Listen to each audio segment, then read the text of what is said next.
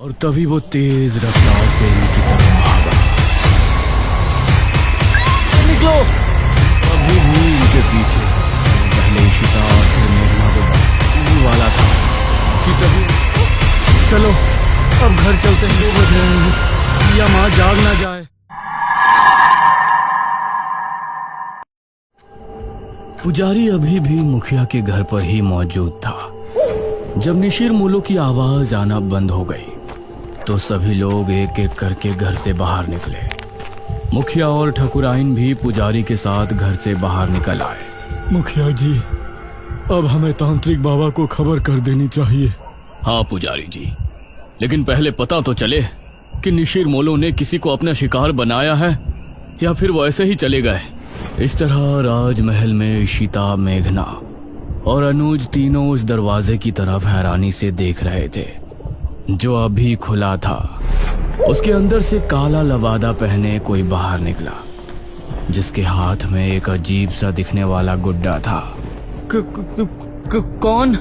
वो कुछ और बोला नहीं और लंबी लंबी भयानक सांसें लेने लगा।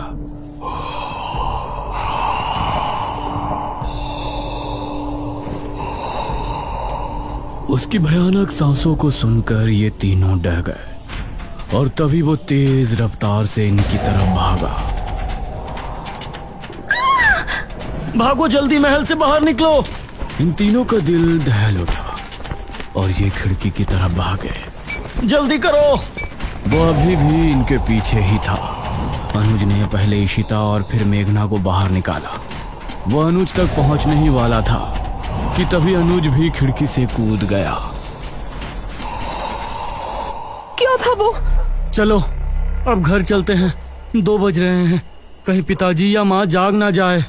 ये तीनों अब गांव की तरफ रवाना हो गए। माँ और पिताजी को इस बारे में बिल्कुल नहीं बताना, ठीक है? अरे हम क्यों बताएंगे भला? जैसे ही ये तीनों गांव पहुंचे तो बाहर ही पुजारी और बहुत से लोग खड़े थे। अनुज, तुम यहाँ? हमें तो लगा कि तुम तीनों अपने अपने कमरे में सो रहे हो। इतनी रात में तुम तीनों कहाँ से आ रहे हो? वो पिताजी। मुखिया ने मेघना और इशिता की तरफ देखा। तुम दोनों कहाँ गई थी अनुज के साथ? जी माफ कर दीजिए अंकल, हम दोनों का घूमने का मन हो रहा था। तो दिन में घूमने चले जाते, रात में बिना बताए जाने की क्या जरूरत थी? माफ कीजिए पिताजी, मैं ही इन दोनों को ले गया था, लेकिन आप सब लोग यहाँ बाहर इकट्ठा होकर क्या कर रहे हैं? अनुज ने बात को बदलते हुए कहा। आज गांव में निशिर मोलो आए थे, सभी उनकी आवाज सुनकर ही खौफ में थे। क्या निशिर मोलो? ये निशिर मोलो कौन है? 4 कथई लबादे वाले शख्स जो अपने कंधों पर एक ताबूत उठाए रात के समय गांव में घूमते हैं। उनकी आंखें लाल चमक रही होती हैं। रात के समय गांव में घूमते हैं। उस समय अगर वो किसी को देख लेते हैं या कोई उन्हें एक बार देख लेता है तो वो उसे अपने साथ ले जाते हैं। सभी गांव के लोग तो अपने अपने घरों में थे, लेकिन वो लोग संपत और कप्ता को ले गए। वो बाहर ही जुआ खेल रहे थे। अनुज, इशिता और मेघना तीनों ही ये सुनकर चौंक पड़े। पिताजी, लेकिन इससे पहले तो ऐसा गांव में कुछ भी नहीं हुआ, न ही आपने मुझे कभी इसके बारे में बताया। ये 400 साल पहले की बात है बेटा, हमारे महाराज के समय की बात। लेकिन उस समय किसी तरह उनको रोक दिया गया था, लेकिन अब अचानक वो कैसे जाग उठे, ये तो बात समझ के बाहर है। मुखिया जी, अब कल सुबह ही तांत्रिक महाराज से मिलने के लिए निकलेंगे। फिलहाल सभी लोग अपने अपने घरों को जाएं और निशिर मोलो से सावधान रहें। ये सुनकर सभी गांव के लोग अपने अपने घरों को चले गए, लेकिन अब सभी के दिल में अजीब सा डर बैठ गया था। इशिता और मेघना भी अपने कमरे में पहुंची। ये तो बहुत बड़ी गड़बड़ हो गई। हम लोग तो यहाँ पर मृत्युंजय अमृत के लिए आए थे और यहाँ तो राजमहल निशिर मोलो पता नहीं क्या क्या सुनने में आ रहा है। ये लोग अब हमें मृत्युंजय अमृत तक लेकर भी जाएंगे या नहीं? अरे तुझे दिख नहीं रहा यहाँ कितनी प्रॉब्लम है? हम दोनों सुबह यहाँ से जा रहे हैं बस। नहीं, मैं नहीं जा सकती। लेकिन क्यों? वो मृत्युंजय अमृत। इतना कहकर मेघना ने आगे कुछ नहीं कहा। आपने बिना सोचे समझे उन दोनों लड़कियों को घर में जगह क्यों दे दी? देखा ना अब क्या हुआ। ठकुराइन, वो लड़कियां तो अनजान है, लेकिन अनुज को तो सब कुछ पता है ना। वो उनको लेकर रात में निकल गया, इसमें हम उनको दोषी नहीं ठहरा सकते। उनको लेकर जाने वाला तो हमारा ही बेटा है ना। कुछ ही देर में सभी एक एक करके सो गए।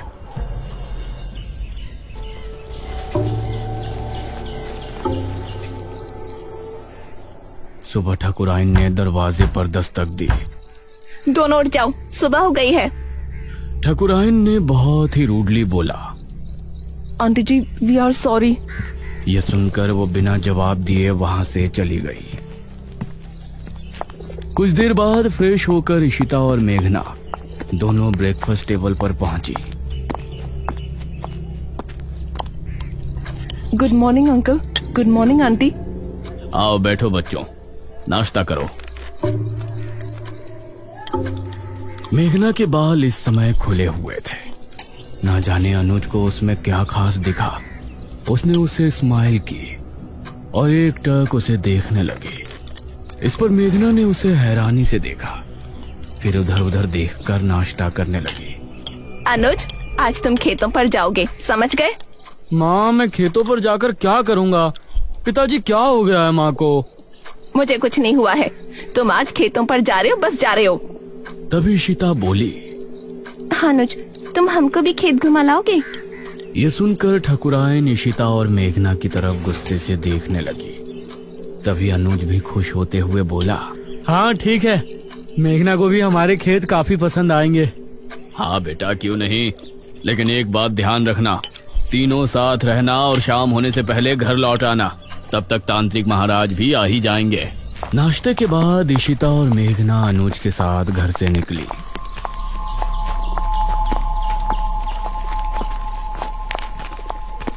तुम अंकल आंटी के सामने मुझे ऐसे क्यों घूर रहे थे? तुम सच में शहर से ही हो ना? क्यों, कोई शक है? शहर की लड़की होती तो अब तक समझ जाती कि मैं उस पर लाइन मार रहा हूँ। वो मतलब स्लिप हो रहा हूँ। अनुज, उसे ऐसे मजाक बिल्कुल पसंद नहीं। ओह अच्छा। अच्छा ठीक है, सॉरी, लेकिन वो मजाक नहीं था। ये सुनकर मेघना भी हल्के से मुस्कुरा दी। ये लोग अब घने जंगल में पहुंच चुके थे। वैसे अनुज, यहाँ आने से पहले हमने कुछ सुना था। क्या सुना था? यही ना कि हमारे गांव के लोग एक नंबर के बेवकूफ है। अरे नहीं, किसी मृत्युंजय अमृत के बारे में कहा जाता है कि उसको पीने से बड़ा रोग दूर हो जाता है। ये सुनकर अनुज ने इशिता और मेघना दोनों को घूर कर देखा। तो तुम लोग यहाँ मृत्युंजय अमृत की तलाश में आई हो? नहीं, वैसे वो झूठ नहीं तो सीधा बोलना था ना। बेकार में राजमहल जाकर मुझे भी माँ से डांट पड़वा दी। वो हमें लगा था कि सीधे उसके बारे में पूछने से तुम कुछ गलत समझोगे। वैसे ये इशिता पूछती तो लगता, लेकिन तुम पूछती तो नहीं लगता। ये कहकर अनुज मुस्कुराने लगा और इस बार मेघना के चेहरे पर भी मुस्कान छलक आई। तो क्या तुम हमें उसके बारे में बता सकते हो? उसकी कहानी बहुत ही अजीब है, मुझे पूरी नहीं पता। तो बताओ ना, मुझे सुनना है। जितनी पता है उतनी बता दो। ये बात मुझे दादाजी ने बताई थी। सन 1600 में एक बहुत बड़ी महामारी फैली थी। जवान बूढ़े सभी की तबीयत बिगड़ती और फिर कुछ ही दिनों में उनकी मौत हो जाती। उस समय जो राजा था उसे इसकी बहुत चिंता सता रही थी और राजा की चिंता देखकर उनकी बेटी राजकुमारी बहुत चिंता में थी। जब ठीक 4 साल उस महामारी को गुजर गए तो राजकुमारी रहस्यमय तरीके से गायब हो गई। गायब? वो कैसे? वो कहीं चली गई थी। राजा ने उन्हें बहुत ढूंढा लेकिन वो कहीं नहीं मिली। उसके बाद ठीक 1 साल 1 महीने बाद राजकुमारी लौटी और अपने साथ वो एक बीज लेकर आई थी। महाराज ने उनसे सवाल किया कि कहाँ थी, तो उसने कोई जवाब नहीं दिया। उसके बाद उस बीज को बोया गया और उससे ये बरगद का पेड़ उगा और इस बरगद के पेड़ से ये मृत्युंजय अमृत, इसको पीने से राज्य में आई महामारी खत्म हो गई। लेकिन कुछ समय बाद ही राज्य पर बहुत बड़ा संकट आया। कैसा संकट? और ये निशिर जिसके बारे में गांव के लोग बातें कर रहे हैं, उनकी क्या कहानी है? उसका तो मुझे भी नहीं पता। फिलहाल तुम वो देखो। उसने सामने की तरफ उंगली पॉइंट की। कुछ ही दूर पर सामने था एक हरा भरा बरगद का पेड़। उसे देखते ही मेघना हैरान रह गई। यह वही पेड़ था जो उसे सपने में दिखाई देता था, और अब उसका वो सवाल और भी गहरा हो गया था कि ये पेड़ उसको सपने में क्यों दिखाई देता है। ओ माय गॉड, ये पेड़ तो बहुत बड़ा है। यही मृत्युंजय अमृत का पेड़ है। हाँ, और क्या? लेकिन इससे तो अमृत टपक ही नहीं रहा। वो अमृत तो सिर्फ पूर्णमासी और एकादशी की रात ही कुछ देर के लिए टपकता है। हर समय थोड़ी ना वो गिरता रहेगा। ओह, तो ये बात है। हाँ, अगर तुमको उसे देखना है तो तुम लोग पूर्णमासी तक यहाँ रुक जाओ। ये कहकर अनुज मुस्कुराया। मुझे मेघना के साथ थोड़ा और समय बिताने का भी बहाना मिल जाएगा। हम रुक तो सकते हैं, फिलहाल आप अपनी मम्मी जी को समझाओ। तुमने देखा नहीं सुबह कितना गुस्सा थी वो हमसे। उनका बस चलता तो वो हमें तभी घर से निकाल देती। अरे माँ है ना, तो फिक्र तो होगी ही, लेकिन बेफिक्र रहो, मेरे आगे कोई नहीं बोलता। तुम लोग बेझिझक यहाँ रुक सकते हो। हाँ ठीक है, वैसे भी हम लोग मृत्युंजय अमृत देखने से पहले तो नहीं जा सकते। लेकिन वो आदमी जो हमें राजमहल में नजर आया था, वो कौन था? इस पर अनुज ने मेघना से नजरें मिलाई। पागल। पागल? What do you mean? देखो, उस वक्त उसे देखकर तो मैं भी डर गया था, लेकिन अब सोचता हूँ कि कोई पागल ही होगा जो बेचारा उस राजमहल में सो रहा होगा। हमने उसकी नींद खराब कर दी तो उसी वजह से हमारे पीछे भागा होगा। मेघना को इस बात में सहमति नहीं नजर आई। वो कोई पागल तो हो नहीं सकता। उसका पहनावा भी आज के टाइम का नहीं लग रहा था। इशिता ने पेड़ की कुछ फोटो खींची और ये लोग खेतों पर पहुंचे। ये काफी देर तक साथ घूमे और इनके बीच बातें भी खूब हुई। अनुज की बातें अब मेघना को भी अच्छी लगने लगी थी, लेकिन वो अपने सपने और इस गांव के रहस्यों के बारे में ज्यादा सोच रही थी। शाम होने से पहले ये तीनों गांव वापस पहुंच गए।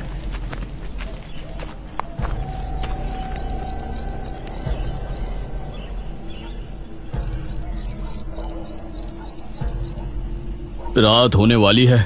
पुजारी जी अभी तक तांत्रिक महाराज को लेकर नहीं आए। बहुत चिंताजनक बात है। मुखिया, ठाकुराइन और गांव के बहुत से लोग चौक पर इकट्ठे थे। तभी पुजारी अपने साथ एक तांत्रिक को लेकर वहां पहुंचा।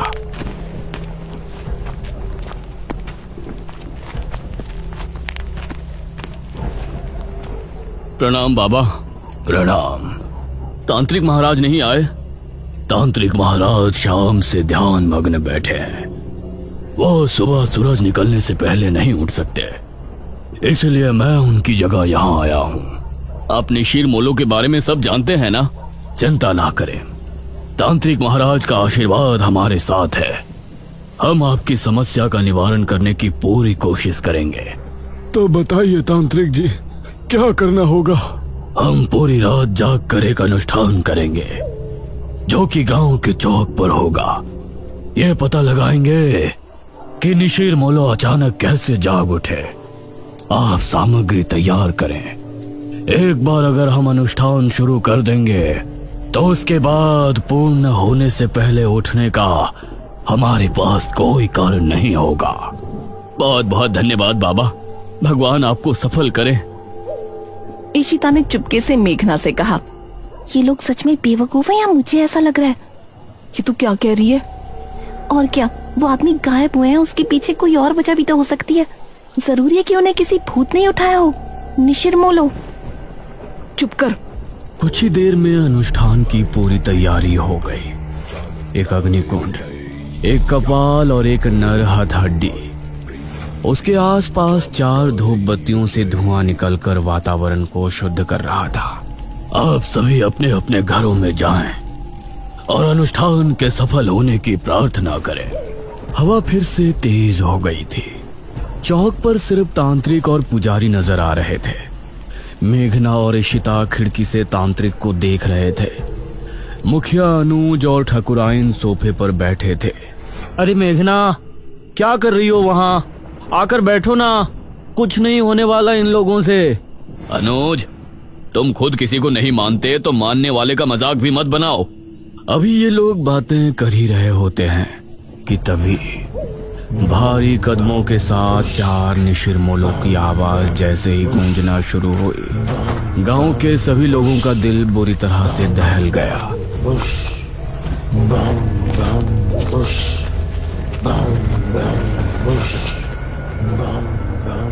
अरे ये आवाज!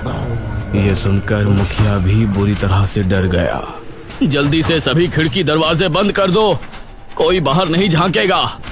उसे इस तरह से डरा हुआ देखकर इशिता और मेघना भी हैरान रह गए। हे भगवान, निशिरमोलो फिर से आ गए। 400 साल पहले तो ये सिर्फ शनिवार की रात्रि में ही आया करते थे। उनकी आवाज सुनकर पुजारी और तांत्रिक भी डर गए थे, लेकिन तांत्रिक ने मंत्र पढ़ना जारी रखा।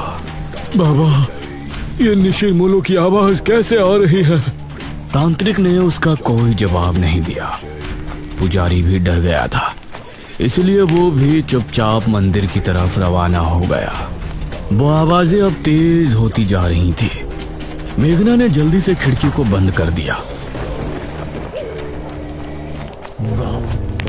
इधर पुजारी मंदिर की तरफ बढ़ ही रहा था कि तभी उसको सामने से निशिरमोलो आते हुए नजर आए। पुजारी उन्हें देखकर बेहद डर गया और खौफ भरी आंखों से उन्हें देखता रहा। ताबूत खुलते ही और उसके बाद सब कुछ सन्नाटे में बदल गया। हे भगवान, ये तो पुजारी जी की आवाज है। इसका मतलब है निशिरमोलो ने पुजारी जी को भी। पिताजी, उनकी आवाजें तो अभी भी आ रही हैं। हे भगवान, पता नहीं क्या होगा। तांत्रिक बाबा की रक्षा करना। तांत्रिक अभी भी बैठा हुआ अनुष्ठान कर रहा था। उसको सामने से निशिरमोलो आते हुए नजर आए। उन्हें देखकर तांत्रिक की आंखों में भी खौफ उतर आया। निशिरमोलो उसके सामने आकर रुक गए और एकदम शांत हो गए। तांत्रिक ने उन्हें देखने के बाद भी अनुष्ठान जारी रखा। आवाज आनी बंद हो गई। लगता है वो चले गए पिताजी। नहीं, अभी कुछ देर अंदर ही रहो। जब तक तांत्रिक महाराज खुद नहीं कह देते, कोई बाहर नहीं जाएगा। तभी तांत्रिक बाबा की एक दर्दनाक चीख फिजा में गूंजी।